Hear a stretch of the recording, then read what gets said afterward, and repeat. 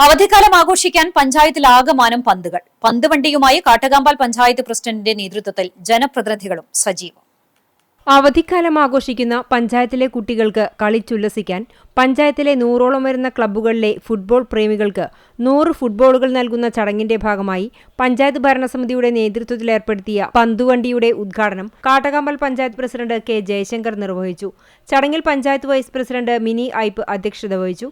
ആരോഗ്യ വിദ്യാഭ്യാസ standing committee chairman K M Razak, വികസന standing committee chairman M P Rajan എന്നിവർ സംസാരിച്ചു. പഞ്ചായത്ത് ജനപ്രതിനിധികളായ N K Chandravathi, Santhosh Kolathery, Sweety Shaju, Jincy Saju, Monisha Rajeesh, Anju Sudheesh, P M Ali, Swapna Prince, Sandhya Shibu എന്നിവർ വിവിധ വാർഡുകളിൽ പന്ത് വിതരണത്തിന് നേതൃത്വം നൽകി.